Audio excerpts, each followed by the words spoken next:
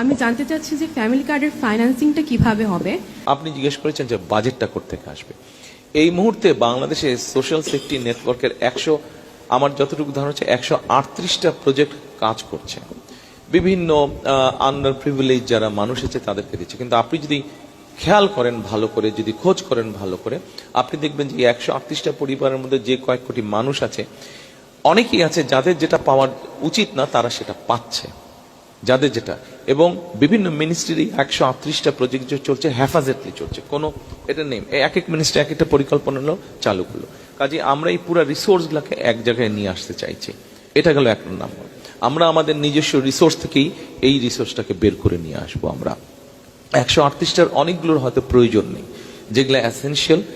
আপনার পরিকল্পনা অনুযায়ী কাজ করলে, রিসোর্স ব্যবহার করলে, যেখানে মানুষ এম্পাওয়ার্ড হবে, নারীরা এম্পাওয়ার্ড হবে, সঠিকভাবে রিসোর্সটা রাষ্ট্রের দেশের কাজে লাগবে, আমরা সেই জিনিসটাকে ওইভাবে গড়ে তুলতে চাইছি। আচ্ছা, এবার আপনি হয়তো একটা প্রশ্ন করতে পারেন যে এটা কারা পাবে। নিশ্চয়ই এটা আপনার একটা প্রশ্ন ছিল বা আসছে। আমরা প্রথমে এটা শুরু করতে চাইছি আন্ডার প্রিভিলেজ যেই জায়গাগুলো আছে, ডিপ্রাইভ যেই জায়গাগুলো আছে, সেখানকার ফ্যামিলি, নারী বা গৃহবধূ যারা আছে তাদেরকে দিয়ে। এটা একজন কৃষকের ওয়াইফ উনি যেমন পাবে, একজন ভ্যান চালকের ওয়াইফ উনি এটা পাবে, একজন ইমাম সাহেবের ওয়াইফ উনি এটা পাবে, একজন প্রাইমারি স্কুলের শিক্ষকের ওয়াইফ উনি এটা পাবে, এটা ইউনো সাহেবের ওয়াইফ উনিও পাবে, একজন মুদির দোকানদারের ওয়াইফ উনিও পাবে, এটা ইভেন আপনিও পাবেন।